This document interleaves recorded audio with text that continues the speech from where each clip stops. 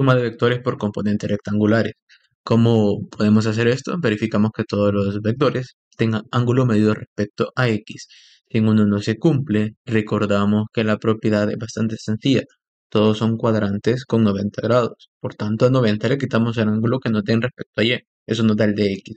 En el caso del vector a es 37 grados respecto a y. Entonces a 90 le vamos a quitar 37.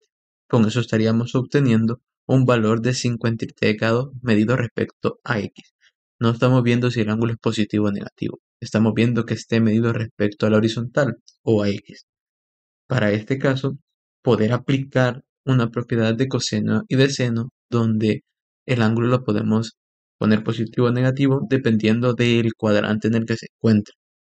Para el primer caso, siempre va a ser el adyacente el valor de la componente rectangular en x y el opuesto el valor de la componente rectangular en y. Esto nos estaría dando razones trigonométricas de coseno, porque coseno es adyacente entre hipotenusa, hipotenusa magnitud. Despejamos y nos estaría quedando magnitud por el coseno del ángulo. Esto en x. En y, magnitud por el seno del ángulo. Pasando de esta idea, empezamos a observar que se repite el mismo patrón para los tres vectores. Hacemos la misma idea. En x, magnitud del vector por el coseno del ángulo respectivo. En y, magnitud del vector por el coseno del ángulo respectivo.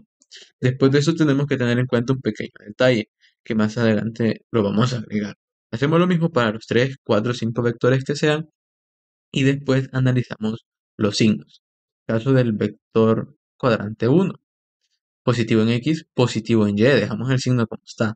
En el otro vector, está de color verde, negativo en x porque están los negativos de x y los negativos de y, entonces agregamos un menos de cada uno de la magnitud por el coseno y de la magnitud por el seno. Lo mismo para el tercero, que solo sería negativo en y.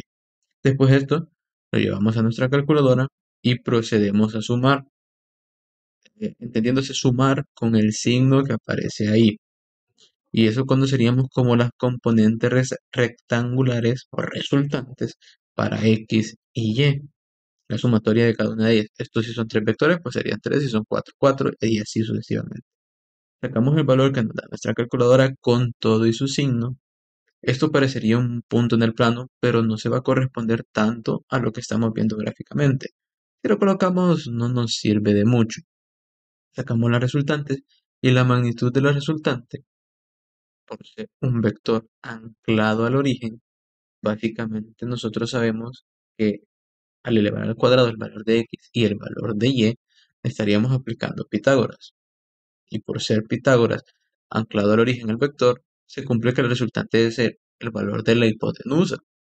Por tanto, solo despejamos para c llamándola aquí la resultante en su magnitud.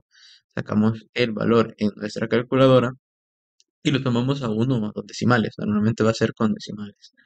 A partir de esto, también podemos encontrar el valor del ángulo.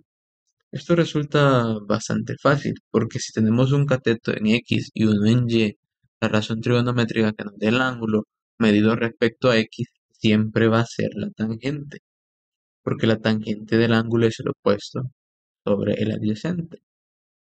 Si despejamos la cotangente de opuesto entre adyacente, pero estos valores son las componentes en x entre las componentes en y. Es decir, al revés, componentes de y entre componentes de x. Ingresamos los valores. Recuerden que tangente en plano cartesiano siempre es y sobre x, hago esa corrección y obtenemos el resultado. Siempre el ángulo va a estar medido con respecto al eje x. No está medido con respecto al eje y, porque entonces ahí tendríamos que estar sacando si está positivo o si está negativo. Pero para no estarnos fijando en eso, lo dejamos de esta manera. Y en esto consiste la suma de componentes rectangulares. ¿Se puede hacer sin hacer la corrección del ángulo positivo o negativo? Sí, podríamos tomar incluso el ángulo en su totalidad positivo, pero para eso tendríamos que hacer unos ajustes en los ángulos que nos dan. Sale un poco más directo o más rápido encontrarlos de manera parecida a lo que nos están presentando, siempre medidos con respecto a x. Esto aplica en vectores y otras aplicaciones que tienen las componentes rectangulares.